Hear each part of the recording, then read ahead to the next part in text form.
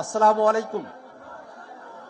প্রিয় যশোরবাসী, বাংলাদেশে প্রত্যেকবার আন্দোলন হয়, ছাত্ররা জীবন দেয়, রক্ত দেয়, আর কিছু রাজনৈতিক দলের ফায়দা লোটে। এবারও আন্দোলন হলো। ওরা চেয়েছিল আন্দোলনের পরে আমরা ঘরে ফিরে যাব, কিন্তু বাংলাদেশ রাষ্ট্রটাকে গড়ার যে স্বপ্ন আমাদের মধ্যে রয়েছে, বাংলাদেশ রাষ্ট্রটাকে গড়ার জন্য আমরা যখন রাজপথে ছড়িয়ে পড়েছি, তখন তাদের মধ্যে ভয় ঢুকে গেছে। আমরা শাপলা মার্কার কথা বলেছি, তারা ভুলভাবে সেটাকে জাতীয় প্রতীক বলে শাপলা যাতে আমরা না পাই সেই ক্যাম্পেইন শুরু করেছে।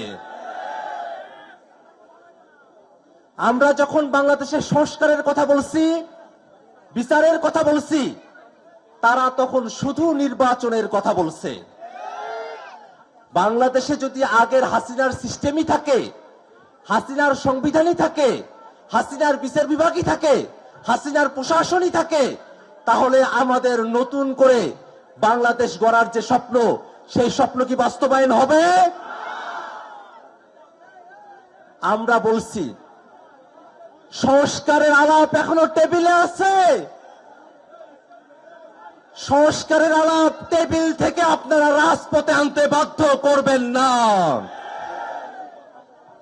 সংস্কারের আলাপ যদি আপনারা টেবিলের আলোচনায় সম্মত না হন, বাংলাদেশের মানুষ জুলাই অভ্যুত্থানে যেভাবে রাজপথে নেমে এসেছিল সংস্কারের দাবিতে, তার থেকেও বহুগুণে তারা রাজপথে নেমে আসবে ইনশাআল্লাহ।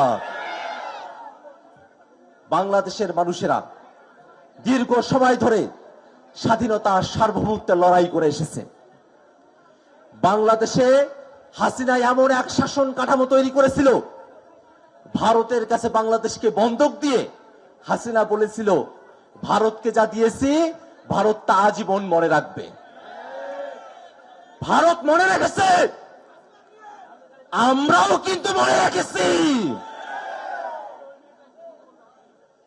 বাংলাদেশের মানুষের উপরে সরাসরি গণহত্যা চালিয়ে শেখ হাসিনা ভারতে আশ্রয় দিয়েছে।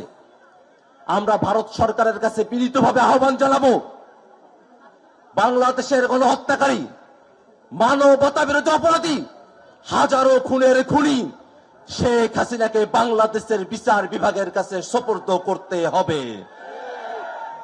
বাংলাদেশের মানুষ ভারতের সঙ্গে বন্ধুত্বপূর্ণ সম্পর্ক চায়, ভারতের দাদাগিরিকে পছন্দ করে না। ভাইরা আমার, বাংলাদেশের নতুন রাজনৈতিক জনগোষ্ঠীর আবির্ভাব হয়েছে। এই নতুন রাজনৈতিক জনগোষ্ঠী বাংলাদেশের স্বার্থকেই প্রধান করে দেখে।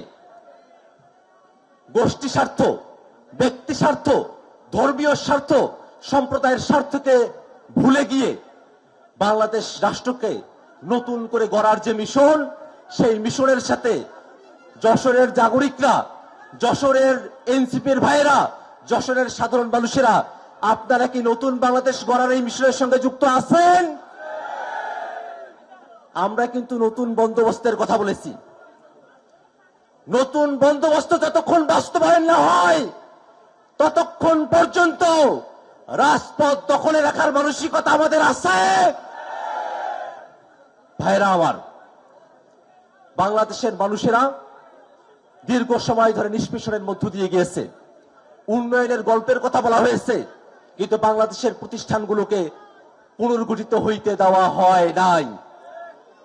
আমরা 47-এ ব্রিটিশ থেকে মুক্ত হয়েছি, 71-এ স্বাধীনতা অর্জন করেছি, 24-এ স্বৈরাচার হাসিনার থেকে মুক্তি পেয়েছি। আমাদের বর্তমানের লড়াই ফেসিবাদী শাসন কাঠামো থেকে মুক্তি পাবার লড়াই। এই নতুন লড়াইতে, বাংলাদেশ রাষ্ট্রের প্রতিষ্ঠানগুলোকে গড়ার লড়াইতে আপনাদের সকলের স্বতঃস্ফূর্ত অংশগ্রহণ প্রত্যাশা করে আমি আমার বক্তব্য এখানে শেষ করছি। ইনকিলাব জিন্দাবাদ।